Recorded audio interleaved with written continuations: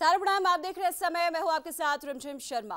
कटरीना कैफ और आदित्य रॉय कपूर की फिल्म फितूर 12 फरवरी को रिलीज हो रही है। फिल्म में कटरीना आदित्य के साथ ही तब्बू बेहद अहम किरदार में नजर आएंगी। पहले तब्बू वाला किरदार रेखा निभाने वाली थी, लेकिन अब तक के फिल्म के लिए अचानक से उन्होंने मना कर दिया और कश्मीर की वादियों में बचपन के इश्क में जवा होते प्रेम की कहानी है ये फितूर। वैसे दो प्यार करने वाले बीच में हैसियत उनकी आती है, शोहरत और बदनामी आती है, और फिर इस प्यार को किस मोड़ पर लेकर जाती है फिल्म, ये फितूर में देखने को मिलेगा। फिल्म में कटरीना शाही घराने की लड़की फिरदौस का किरदार निभा रही हैं, तो आदित्य रॉय कपूर नूर का, वहीं तब्बू बेगम हजरत के किरदार में नजर आएंगी। फिल्म के निर्देशक हैं अभिषेक कपूर और ये तमाम मेहमान हमारे साथ मौजूद हैं। हमारे साथ फिल्म के तमाम मेहमान जो हैं, तमाम जो कलाकार हैं वो मौजूद हैं। आपको सबसे पहले मिलवाते हैं आदित्य रॉय कपूर से। आदित्य जो कि नूर के किरदार में है, साथ ही हमारे साथ कटरीना है जो कि फिरदौस की भूमिका निभा रही हैं। तब्बू जी हमारे साथ हैं और तब्बू हजरत बेगम के किरदार में, और साथ ही फिल्म के निर्देशक भी हमारे साथ अभिषेक मौजूद हैं। आप सभी का बहुत बहुत स्वागत है हमारे साथ समय पर। Thank you. तो जिस तरीके की अब तक हमने इसके ट्रेलर और फर्स्ट जो कुछ तस्वीरें निकल कर आई है देखे, सबसे पहले अभिषेक से ही जानते हैं। अभिषेक, ये फितूर का फितूर आपके दिमाग में कब और कैसे आया? जब एक फिल्म बना रहा होता हूँ तो उस फिल्म के अलावा कुछ दिमाग में जाता नहीं। तो जब मेरी इससे पहली वाली फिल्म काय पोचे जब कंप्लीट हुई तब मैं सोच रहा था कि मैं कौन सी फिल्म बनाऊँ, किस दिशा में जाऊँ, और मैंने कभी एक लव स्टोरी को कभी अप्रोच नहीं किया था। और ग्रेट एक्सपेक्टेशंस एक किताब है जो मैंने काफ़ी साल पहले अपने स्कूल में भी पढ़ी थी, और इसकी कहानी मेरे साथ रही है जी। और इस कहानी की खूबी ये है कि ये सिर्फ एक लव स्टोरी नहीं है, ये एक स्टोरी अबाउट लव है। और इसके जो कैरेक्टर्स हैं बहुत कॉम्प्लेक्स हैं, बहुत जिस तरीके से इस कहानी को लिखी गई थी वो मेरे दिमाग में रह गई और एक छाप छोड़ गई है। और मुझे लगा कि ये कहानी हमारे हिंदुस्तानी दर्शकों को बहुत पसंद आएगी, क्योंकि इसमें वो ड्रामा भी है और एक लव स्टोरी हम इंडियन ऑडियंस उसको डिनाई नहीं कर सकते, लेकिन एक क्लासिक के ऊपर फिल्म बनाने में कुछ चीज़ें होती होंगी जिसमें बहुत ध्यान में एक डायरेक्टर को रखना पड़ता होगा। वो सब बारीकियों को बहुत ध्यान में रखा होगा आपने, ऑब्वियस है, फिल्म को बनाने को लेकर। वो सिर्फ एक क्लासिक के लिए नहीं है, वो किसी भी कहानी और किसी भी फिल्म के लिए ज़रूरी होता है कि आप बारीकी पर ध्यान दें। आई मीन एज दे से God is in the details. तो ये तो कोशिश रहती है हर फिल्म के साथ। बिल्कुल, और क्योंकि कहानी दर्शकों को जो पहले से जो बुक को पढ़े हुए लोग हैं उनको पूरी तरीके से पता है, तो एक्सपेक्टेशंस भी उनकी बहुत बढ़ जाती है। नूर और फिरदौस भी हमारे साथ हैं जो कि मुख्य भूमिका में फिल्म के। नूर और फिरदौस के लिए जो फितूर है वो कहीं ना कहीं एक कश्मकश की कहानी है। क्या है वो कश्मकश, कटरीना आपसे जानना चाहेंगे? I have not understood the question. Sorry. The last question, yeah. Kashmakash is a conflict. जी, एक डायलेमा की जो स्थिति है वो। जी जी dilemma. It's a nice word, कश्मकश। कश्मकश। हम लोग यार मैं सेल्फ कश्मकश। हाँ? हाँ, there's one old film, no? So what is the conflict in the story? Between the conflict in the love story, बिल्कुल, क्या है वो? नूर के बीच में conflict ये है कि I think इनकी कैरेक्टर के दिमाग में है conflict. हाँ, I think yes. I think that's the best way of putting it. And also, I think that Firdaus does not know her own mind and is not able to recognize her own feelings and understand, and is also under the pressure and under the influence of her mother, whose role is played by still difficult. अभी भी मुश्किल लग रहा है. Mother. So, is under the influence of the character played by Thabbu, who is very, I guess, bitter and hurt by love. So has instilled this, kind of very strange or very unusual values and thoughts towards love in Firdaus's character. नूर, किस तरीके से उस कश्मकश से बाहर लाने के लिए आपको मेहनत करनी पड़ती है फिरदौस को इस फिल्म के जरिए? I think वो जानने के लिए आपको पिक्चर पहले तो देखना पड़ेगा, because if I tell you how it all happens then there'll be no fun left in the film. पर क्रक्स ही आप बता आसान तो नहीं है मेरे कैरेक्टर के लिए. He falls in love with her from a very young age और he remains in love with her for the rest of his days growing up, even though वो मुझसे प्यार नहीं करती है या कंफ्यूज्ड है. तो I think when you see our characters meet again in the film, a stroke of luck makes him meet her and then he tries, and you should watch the movie I think to find out how it happens. Tabu ma'am, जिस तरीके का ये किरदार है, इसके पहले तमाम तरीके के किरदार आप निभा चुकी हैं. इस फिल्म में ऐसी क्या वो खूबी थी जो आपको एंड वक्त पे, जब अभिषेक ने बताया होगा, पहले जैसा कि हम जानते हैं ये किरदार कोई और निभाने वाली थी, आपको क्या लगा कि ये किरदार क्यों निभाना चाहिए आपको?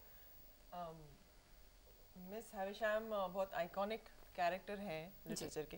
खैर उसके अलावा गट्टू ने मुझसे कई साल पहले इस कैरेक्टर के बारे में बात की थी. गट्टू के दिमाग में कैरेक्टर बहुत सालों से ऐसे बैठा हुआ है, जमा हुआ है, और आई थिंक इतना कॉम्प्लेक्स और कॉम्प्लिकेटेड और इंटरेस्टिंग कैरेक्टर जब करने को आपको मिलता है और सारा प्रोजेक्ट ही इतना अच्छा होता है, everybody involve is you know you trust them, तो कोई वजह नहीं होती इसको ना करने की. एक सख्त माँ का किरदार. जी. अभी पीछे आपने पुलिस का किरदार निभाया दृश्यम में, उसके बाद आप उससे निकली और एक सख्त माँ के किरदार में, और जिस तरह की बॉन्डिंग हम देख भी पा रहे हैं सेट पे भी आप दोनों की है, तो काफ़ी एंजॉय किया होगा एक माँ के किरदार में. लेकिन उसके साथ ही वो सख्ती भी आपको हमेशा रखनी पड़ती होगी जब फिल्म की शूटिंग चल रही होगी. एक्चुअली सख्त में कई इसके पहलू हैं इसके कैरेक्टर, इस औरत के कैरेक्टर में, और सिर्फ सख्त नहीं है, इमोशनल है, कॉम्प्लिकेटेड है.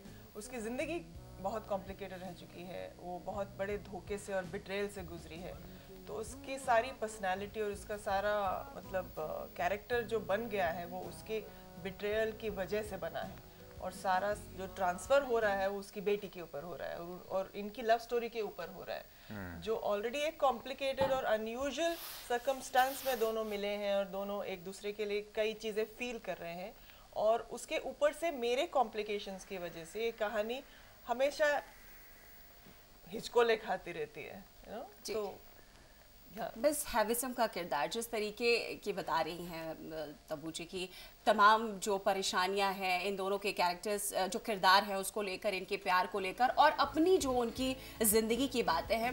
पहले किरदार कोई और निभा रहा था, रेखा जी निभा रही थी, और उन्होंने इसी वजह से ये किरदार छोड़ा. अभिषेक इसी वजह से नहीं छोड़ा, मतलब स्क्रिप्ट तो पढ़ी थी जी, तो लेकिन उन्हें ऐसा क्या लगा जब फिल्म की शूटिंग कहते हैं 80% से ज्यादा हो गई तब जाकर उन्होंने छोड़ दिया? कॉम्प्लेक्स कॉम्प्लिकेटेड पार्ट है, और जब आप एक एक्टर के साथ स्क्रिप्ट शेयर करती हैं तो एक उनके दिमाग में एक इंटरप्रिटेशन चलता है, मेरे दिमाग में एक इंटरप्रिटेशन चलता है. तो जब हमने शुरुआत में जब हमने बात की तब हम दोनों बहुत ही एक्साइटेड थे, रेखा जी और मैं, और मेरे लिए तो बहुत बड़ा प्रिविलेज था कि मुझे उनके साथ काम करने का मौका मिल रहा था, और हमने अपने अपने तरीके से काफ़ी प्रेपरेशंस की. But like this say you know there is quite a slip between the cup and the lip sometimes. तो आप यू नो अब थियोरी में हमने काफ़ी डिस्कशंस किए, मगर जब आप प्रैक्टिकली सेट पे आते हैं तो एहसास होता है कि यार मैं कुछ और समझ रही थी और आप कुछ और समझ रहे थे जी. तो हमने सिर्फ 2 दिन की शूटिंग की थी, और हम दोनों को लगा कि ये बेहतर होगा कि हम इस वक्त इससे हट जाते, क्योंकि और आगे ना जाएं, क्योंकि हम अलग अलग तरीके से देख रहे हैं. बट मेरी खुशनसीबी ये थी कि उस वक्त तब्बू फ्री थी, यू नो, और उन्होंने एक फिल्म कंप्लीट की थी और वो वापस आई थी, और मैं काफ़ी सिचुएशन में था कि हमारा सेट खड़ा था, तो and she was very gracious and she came on board immediately actually. हालांकि ऐसे किरदार को निभाने के लिए कोई एक्टर कुछ महीनों का वक्त ले लेते हैं कि मैं इसको समझने के लिए मुझे टाइम चाहिए, इसके कॉम्प्लेक्सिटीज़ को समझने के लिए मुझे टाइम चाहिए. But I have to say that she was very trusting and I hope not foolish to come on board.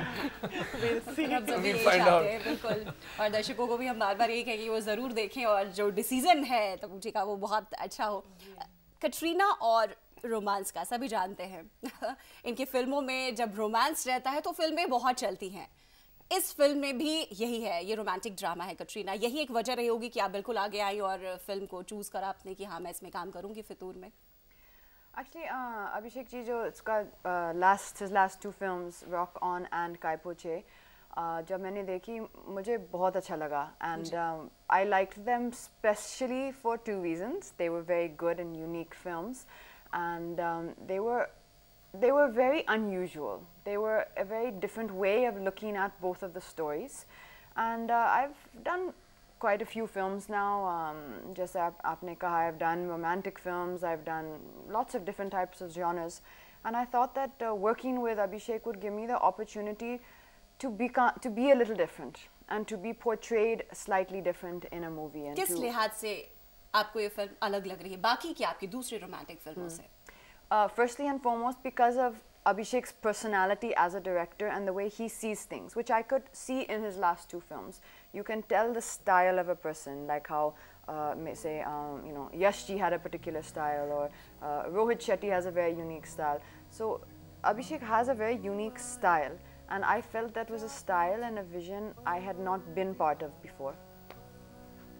Aditya, आपने जो अब तक जो लीड रोल वाली फिल्में की, आशिकी 2, आपका भी वही फेम रहा कि एक बहुत ही रोमांटिक पूरी की पूरी फिल्म थी और बहुत लोगों ने पसंद किया। दूसरी फिल्म थोड़ी उससे अलग रही। ये जो तीसरी मेन लीड की फिल्म है, इसमें जो आपका नूर का किरदार है, आपको क्या लग रहा है? पूरी तरीके से आपने नूर के किरदार में घुसकर कोशिश की है कि वो जो रोमांस है वो निकलकर फिरदौस और नूर का वो आए पर्दे पर? जब आपके सामने कटरीना कैफ खड़ा है तो then it doesn't get too tough. So but वो I think मेरे डायरेक्टर से पूछना पड़ेगा. If I have kind of figured I definitely gave my 100%.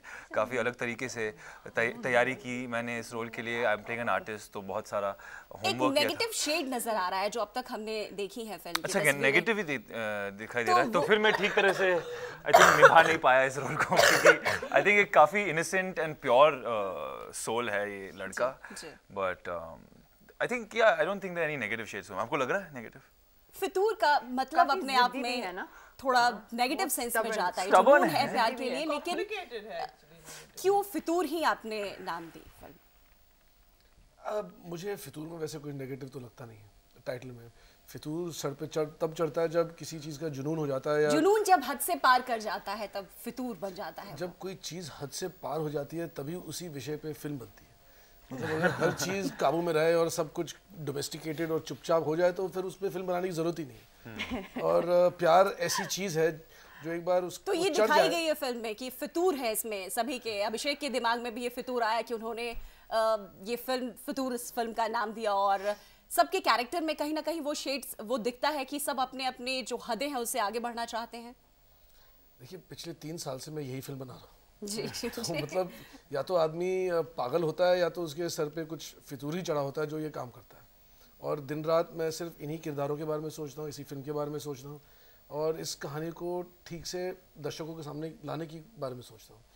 तो यकीन बात ये एक तो लंबा जाहिर वक्त बात लिया है. अभिषेक आपने 2008 के बाद 2016 एक लंबा वक्त होता है।